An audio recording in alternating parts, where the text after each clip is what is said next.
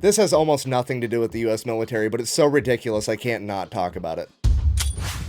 Today we're talking about America's strategic cheese reserve. Yeah, if you didn't know, the United States currently has over 500 underground cave warehouses spanning across 35 different states, the largest of which is underneath Springfield, Missouri, where America, as of August 2022, currently hoards 1.5 billion pounds of cheese. And just for the record, I realize I'm uploading this video very close to April Fool's Day. This is not an April Fool's joke. I am 100% serious. El Dorado is real, and Uncle Sam made it out of cheese. Look, El Dorado, the city of gold. And I know what you're thinking. Right now, you're like, wow, that's a cool little factoid. I can't wait to share that with my buddy at the bar one day. But no, this is gonna infect your thoughts for the rest of your life. You're never gonna see the world through the same lens ever again. I mean, for example, let's just say you're at home watching The Walking Dead. You're gonna come to the realization there'd be way more fucking cheese in the apocalypse than that, okay? You're never gonna be able to watch Mad Max again without thinking about cheese. You have to come to the terrifying realization that you live in a world where there is a greater than 0% chance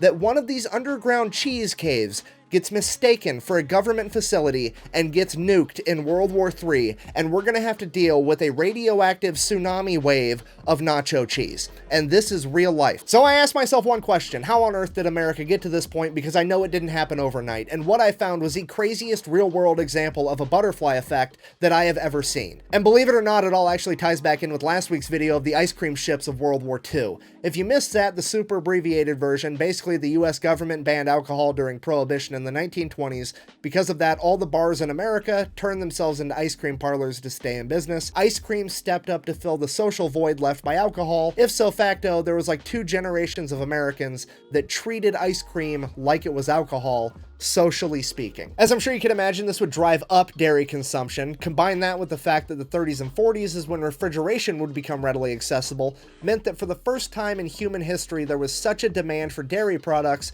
that farmers could exclusively become dairy farmers, meaning that this would be the birth of the entire dairy industry. And honestly, it worked out great. Right up until it didn't in 1949. 1949, 4 years after World War II, the American military is downsized, there's not an entire horde of young men eating 10,000 calories a day, and America's not exporting anywhere near as much food to other countries for war relief, meant that there was a decrease in dairy consumption, or a dip in the dairy market. As this became a bigger and bigger problem, the government had to step in because they weren't about to let the entire dairy industry implode, because I mean, let's face it, that would be utter catastrophe. So the USDA stepped in and said, hey, you know what, we're gonna buy all the excess milk. Okay, pause. Thought experiment. You're a dairy farmer. You make all of your money by selling milk. And then suddenly, a couple years back, motherfuckers quit drinking milk, aka you made less money. Now the government has come out of left field and said, hey, we're gonna buy all of the milk. What do? You make more fucking milk. And that's exactly what happened. So just to be clear, there was already too much milk. Now there's definitely gonna be too much milk. So naturally, all the milk starts flowing in. The government has absolutely no idea what to do with it, so they turn it into cheese, that way it doesn't expire. That part makes sense, but now what do you do with all the cheese? They have no clue, so they just throw it underneath a mountain, ignore it, and hope the problem goes away. But it doesn't go away because every single presidential administration through the 50s, the 60s, the 70s, they all continue to buy up excess milk to prop up the dairy industry, turn it into cheese, and stash it away in these caves. It literally turns into a giant political game of kick the can down the road because nobody wants to be the president that crashes the global economy by not buying enough milk while sitting on top of a mountain of cheese, which, understandable, I don't want to be that guy either. Then, fast forward to 1980, Ronald Reagan, aka the small government guy, gets elected, finds out that the US government is sitting on top of 500 million pounds of cheese and spending $1 million a day to refrigerate and store it, and he looks at this whole issue like a beaver looks at running water. Absolutely fucking not. We can't have it. So his administration goes about figuring out the cheapest way to solve this cheese problem. Obviously, we're gonna throw it all in the ocean. However, having at least the foresight to understand that that would cause political backlash, he wanted to see how the public would receive it, so someone from his administration shows up to a White House press conference with a 5-pound block of moldy cheese and is like, hey, we got 500 million pounds of this shit. How would you guys feel if we threw it in the ocean? It'll be fun. We'll save money on cheese.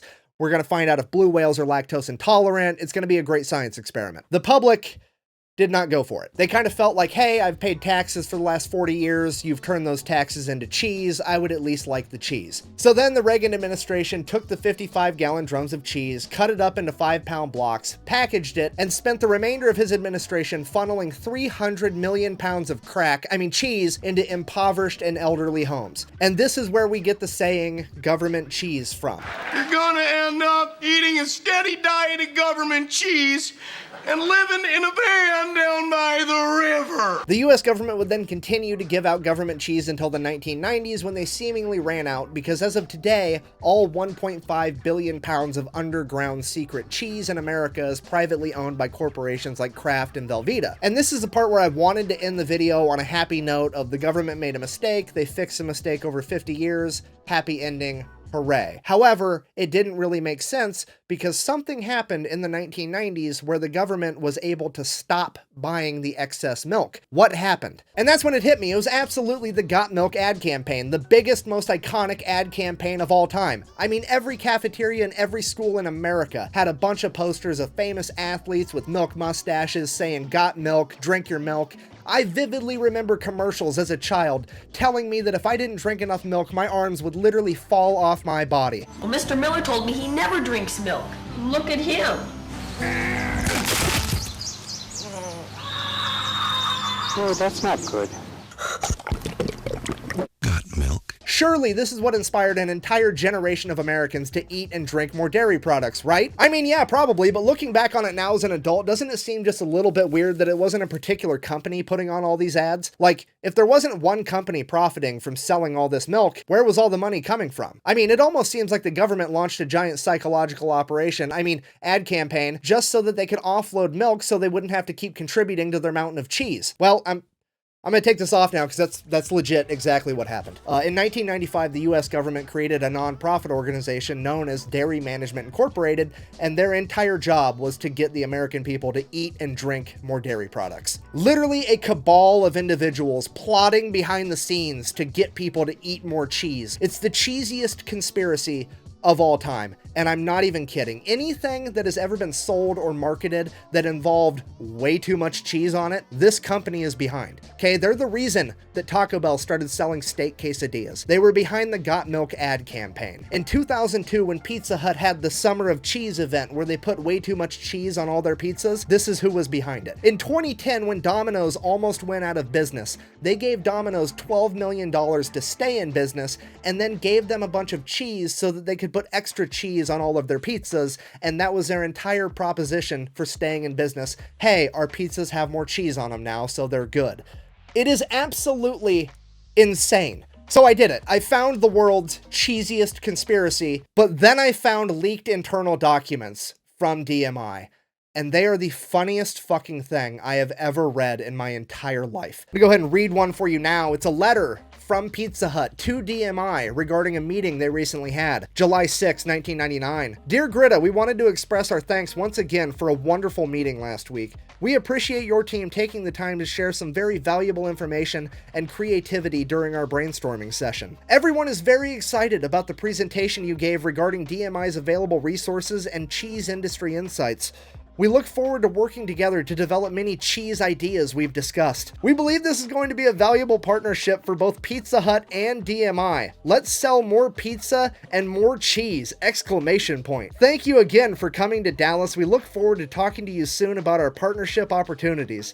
We will call you next week to discuss the next steps. Sincerely, Derek, Lord of the Cheese, and Liskrin, Lady of the Cheese. Even they know that this is a fucking joke. Why is this such a joke? Well, because Dairy Management Incorporated, while it is a non-profit, they don't actually have to raise money for themselves like most non-profits do, because they're also a government checkoff program, which means every dairy farmer in America is legally required, whether they want to or not, to send this company money so that they can advertise on their behalf. And their annual budget is like $140 million a year, with their CEO and top level executives all making right around $1 million per year. Okay, if you're not picking up what I'm putting down, I'm trying to tell you there is a group of people in America getting paid $1 million to convince Americans that cheese is awesome. Okay, that's like trying to fucking explain to Stevie Wonder what nothing looks like and getting paid $1 million for it. He already fucking knows that, okay? It makes no goddamn sense. Cheese is so fucking good that it is the one thing on earth that if you were allergic to it, we're not going to say you have a cheese allergy. No, you're lactose intolerant. We're not going to say you're allergic because we all know you're going to eat that shit anyways because the consequences are worth it. Am I upset right now? A little bit. Is it because I'm jealous? Uh-huh. It's basically selling ass candles to dogs and getting paid $1 million for it. It is the most ridiculously easy job on the planet, and I'm so mad that it's not mine. Anyways, I guess if you made it this far in the Unhinged TED Talk, in conclusion, the US government banned alcohol in the 1920s. It set forth a ripple effect through time, and now some dude in 2023 has my dream job of making $1 million a year to convince people of some shit they already knew. And the US has 1.5 billion pounds of cheese hidden in an underground cave network. Fucking the more you know, I guess. Thanks for watching. Best way to support the channel is go buy some merch at thefatelectrician.com. Quack bang. Out. I'm gonna go eat some fucking cheese.